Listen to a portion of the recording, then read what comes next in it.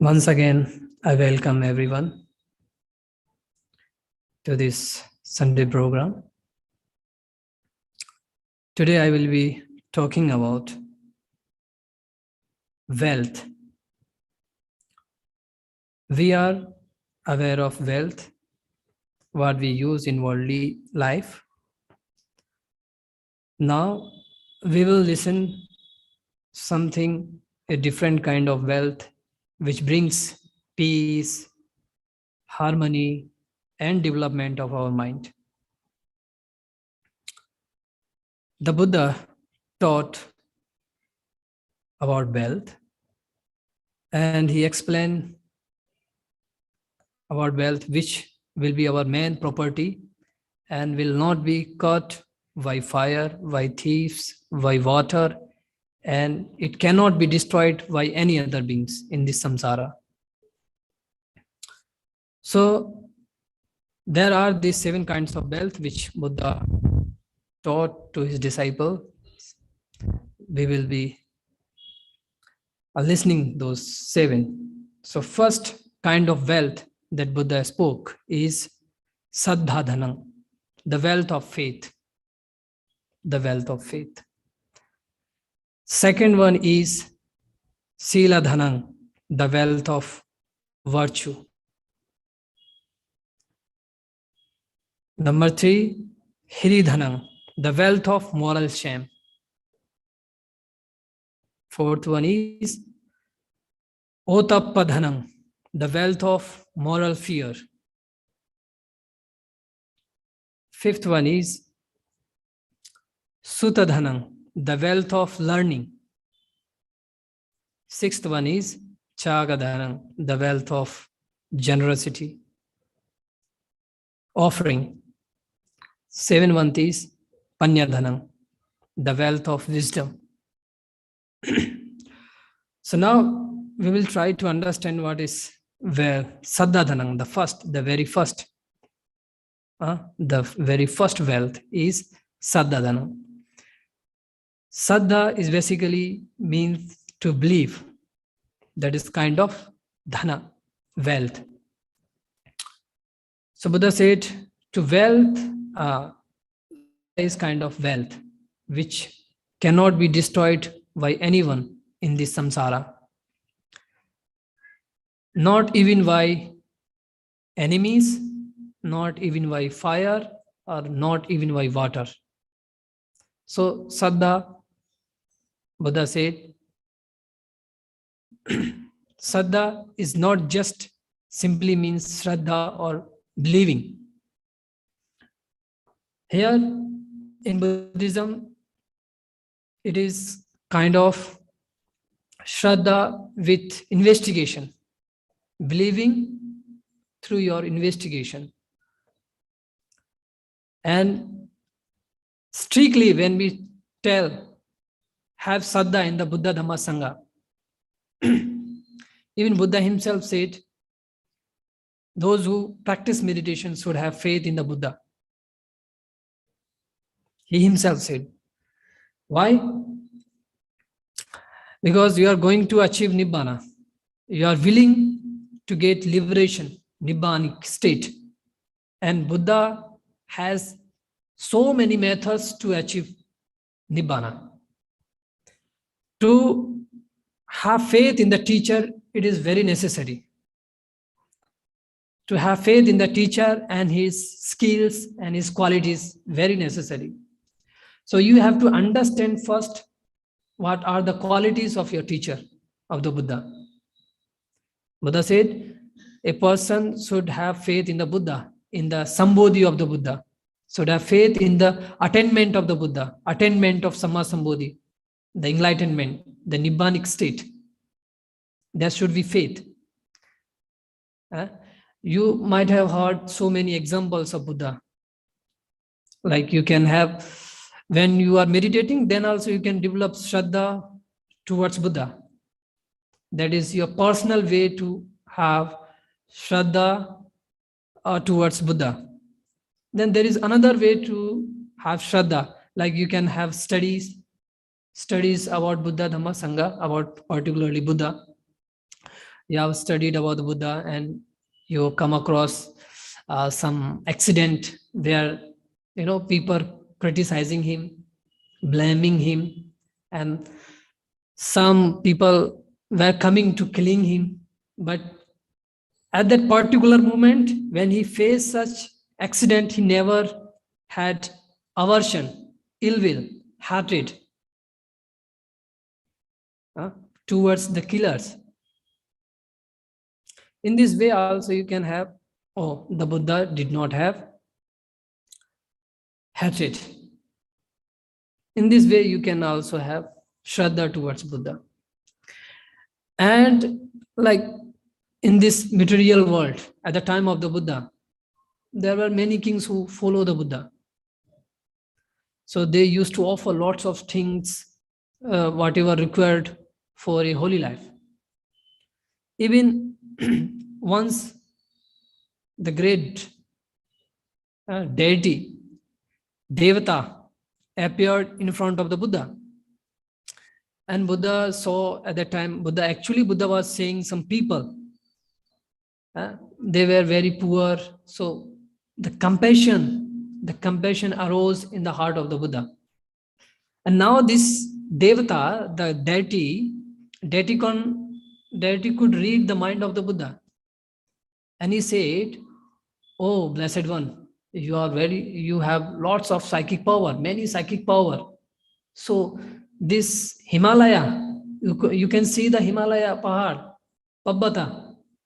You can make it golden mountain. And after making it golden, you just can offer this gold to the people who are suffering. And after seeing them, you are feeling pity to them." Now the Buddha can understood. And Buddha, after saying this, the Buddha could understood. And Buddha said, "O Mara, the evil one, I can understand your motive. What is your motivation? You cannot trap me into you cannot caught into your trap. I am free from greed."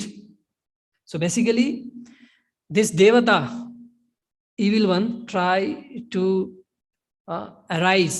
He tried to make Buddha greedy. Then the Buddha replied, "No, Mara, you cannot caught me in your trap. Not possible. I have eradicated greediness, hatred, aversion, and delusion." So like you can come across this kind of stories. When you read these stories, you can understand, Buddha is free from greed, hatred, and delusion. So after reading this, you can have faith towards Buddha. And another way is just to meditate. When you feel peaceness in your heart and absence of aversion, absence of greediness, absence of delusion, then you can see, Buddha who taught this pure Dhamma. By practicing his Dhamma, I feel non-aversion, non-greedy, non-delusion. So Buddha is, in this way you can have faith towards Buddha and towards the great Samma Sambodhi. So there is, after this, you can also experience something better, like temporary cessation of greedy, delusion, and aversion. Temporary, they will completely, for some time, for momentarily, they will completely eradicated in the sense, they will, like, you will be free from these three kinds of klesas, three kinds of lobha, that is greed, dosa, that is aversion, and delusion. Momentarily you can be free from, momentarily.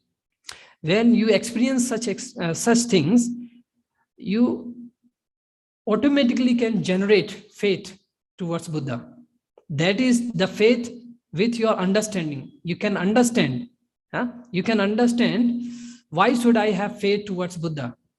I have only momentarily experienced this absence of greed, absence of aversion, absence of delusion. But Buddha already have uprooted, completely destroyed these three. I have just experienced momentarily in my meditation. So this Shraddha we have approved. We have approved according to the Buddha. The Buddha suggested us to have this kind of faith. Faith, Shraddha with understanding, not blind Shraddha. So the Shraddha is kind of our wealth. It cannot be destroyed by anyone. And it is also kind of supportive factor.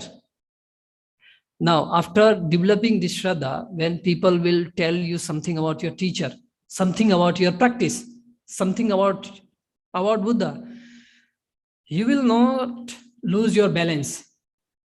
You will not lose your Shraddha from Buddha, because you can understand. Now, momentarily, you can see the absence of greed, absence of delusion, absence of aversion. Then you feel, yes, Buddha completely destroyed these three. Buddha completely destroyed these three. And he is the most worthiest person to be venerated. So your Shraddha will not be shaken, because you have your understanding. You have your understanding. So this is a kind of faith, the Buddha said, which cannot be caught by fire, by water, or by any other enemies. Then second type of wealth, the Buddha said, Sila Dhana. Virtue is kind of dhana, wealth.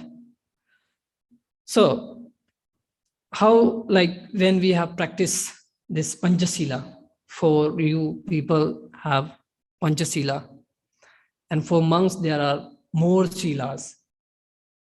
So when you practice this Panchasila, not killing, not stealing, not having sexual intercourse, not telling lie, not taking alcoholic and etc. So when you have these things, what happens? There will be no harmony and happiness in your family. And also, there will be no harmony and happiness in the society, because you cannot stay away from your society. So you will be there with your society, and they will criticize. They will be unhappy with your character. Your material wealth can be destroyed, can be taken away by anyone. Or you can lose your wealth timely. Say for like, if any pandemic comes, then what happens? You can lose your material wealth. But in every condition and situation, you can maintain your sila. That is the greatest contribution for the family, for yours, of course, for individually also, and for your family, and for society as well. That is the greatest wealth that you can give yourself, and to the society, and to your family. For individually, like when you practice this Panchasila, you will have calmness in your mind. It will lead non-remorse, and you will not hear any criticize from others, and you will earn trust of others. Say for example, if you are not telling lie, then people will believe you, right? They will have faith at you. Blindly they can believe you, because they know you are practicing sila, moral precepts. So that is the greatest wealth that we can give ourselves. We can experience non-remorse. We will not have remorseness in our heart, and we can have understanding and value of others' feeling as well. Like when we see some animals, they are cutting and they are killing every day. He will not kill. You are giving life to them. You have this understanding. You are giving value of a life. So immensely you are giving through your precepts, and that cannot be taken by anyone. That cannot be taken by anyone. Even if your parents encourage you, don't follow the precept. You will not listen them, because you have your own understanding. You can understand others' feeling, people's feeling, living beings' feeling. You can understand them. You value their feelings. And when you have wish to practice Dhamma correctly, to progress on the path of Dhamma, then they will highly supported you. They will be highly supported you. If you don't have precepts, then you will not be able to meditate. You will not be able to meditate. If there is no sila, no precept, you cannot meditate. Your mind become very agitated, restlessness. You will not enjoy peace of mind. When there is no peace of mind, then you can see the reality of the world. That is why the Buddha said, Samahito bhikkhave bhikkhu yatha bhutang pajanati. The Buddha always advised to his disciples, if there is no peace in your mind, you cannot see the truth. You cannot see the truth. You have to have this sila. If you really want to progress on the path of Dhamma, then you really have to have this Panchasila. Even you can have more silas when you practice this Panchasila, and when you practice this Panchasila in return, in experience, you will enjoy peace, and there will be no remorse, and there will be soon like a very fast progress on the path of Dhamma in meditation. So this is the Buddha said, sila as our wealth, which cannot be destroyed by any wings. If you are strongly determined, you can follow the precept. It is good for you, good for your family, good for your society, and good for everyone in the world. Then third one, Buddha said, Hiridhanam, the wealth of moral shame. The wealth of moral shame. So the Buddha also said, Lokapalaka Dhamma. Lokapalaka means which protect the world. So there are two kinds of Dhamma which protect the world. That is Hiri, the wealth of moral shame, and wealth of moral fear. If we don't have this, we will be no more human beings. We will be no more human beings. We are human beings because we are having these two great qualities. Two Lokapalaka Dhamma, the protector of the world. The first one is the wealth of moral shame and moral fear. Say, for example, if we are not afraid, not having shame, then we can easily hurt anyone. We can take anything which is not given, because we are not bothering about criticize. We are not bothering about our society people. We are not bothering about our family. So this is a kind of wealth that Buddha suggested. Hiridhana. Then there is this Utappadhana, which is means fear, having fear of moral shame, having fear of moral, not breaking precepts, not breaking precept. If you break precept, it means if you are killing something, the people will criticize. If you are lying or taking alcoholic, then people will not showing you respect. They will not have trust over you. So this kind of fear we should have in our heart. So this is also, the Buddha said, otappadhanam, the wealth of moral fear. Then the Buddha said, sudadhanam. Sudadhanam means the wealth of learning. Whatever in your society, like we have so many things to be learned. People learn, like we can take educational, you are learning education, or apart from education, other skills also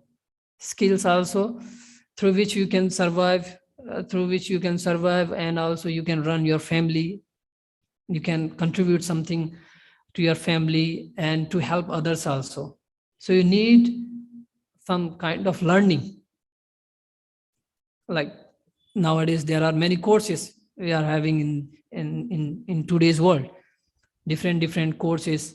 So that is also very necessary to have knowledge about the things, about computers, about any like instrument. That is also very important, the Buddha said. But when you are in the Dhamma, then you should have knowledge about teachings, about your practice. When you practicing, you are also learning through your practice. So that is also very necessary. So we can understand in two ways: the material learning and our spiritual learning. That is where you go and practice Dhamma. You have to learn something particular method to practice, and you should have very good command in particular field of Dhamma. Say for example, if you are practicing or meditation, any meditation technique, so first you should learn about the technique, about method. You should have proper understanding, learning about a particular technique, particular methods. When you have these particular methods, so that is also a kind of wealth.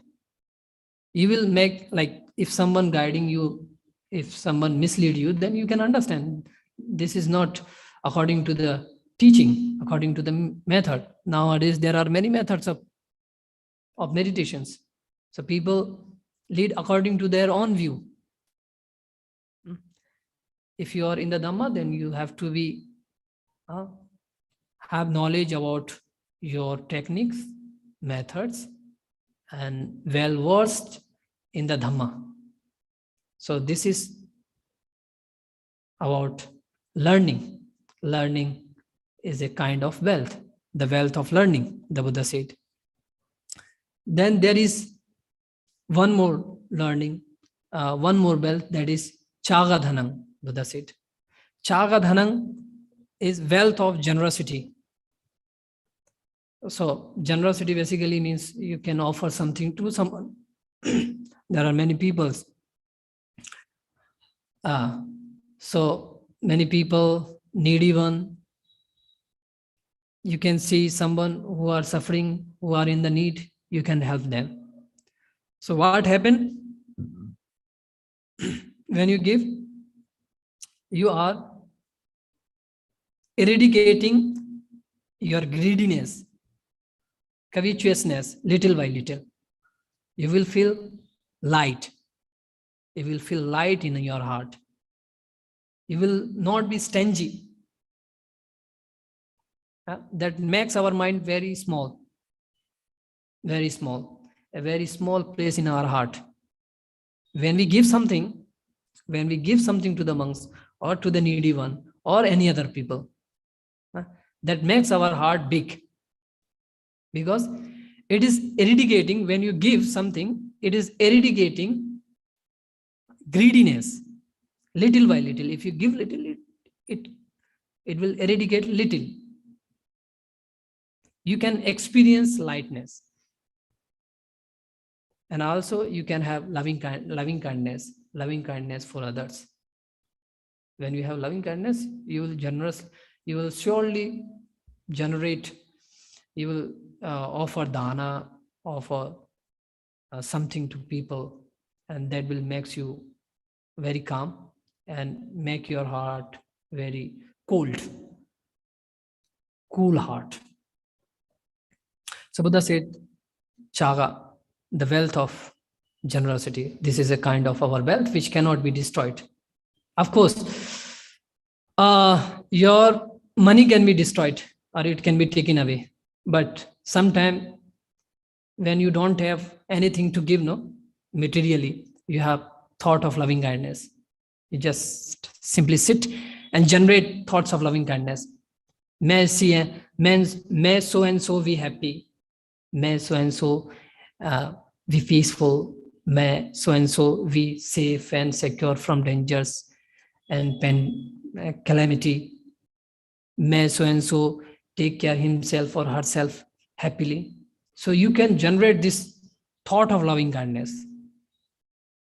That is also a wealth of generosity. If you don't have money or any material thing, if you cannot help or offer something to others materially, then you can generate thoughts of loving kindness. That is also chaga.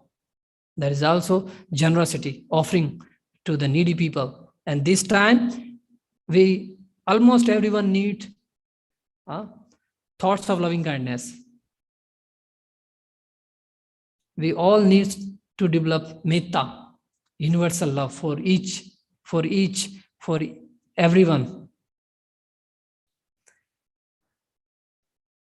Because people are every day having fight and quarreling. That is why we need metta, loving kindness. Then seventh one is, the sixth one is, the Buddha said,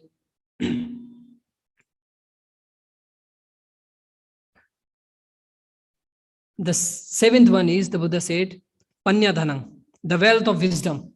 The wealth of wisdom. So what is that wealth of wisdom? The wealth of wisdom is to have correct view, to experience truths. What are the truths? The truths, basically the Buddha said, Four Noble Truths. And those should be seen with the knowledge of Yathabhuta. Yathabhuta means see as they are, without adding anything. If there is pain in your body, you should see only pain in this body. If you having experience of sadness in your mind, you have to observe sadness, only sadness. You don't have to add any other thing like, oh, I am having this pain, or this is happening to me. Yeah, this pain in body happening to me, and I am this pain. So we should not interfere with the realities. The Buddha always said to see the things as they are. If there is a pain, you should observe the pain till how long it stays. For example, in meditation, you keep on changing your posture. Stay comfortably. When you feeling pain, you should observe the pain, and how long it stays, you should understand. After some time, it also pass away. That is what the Buddha try to tell us.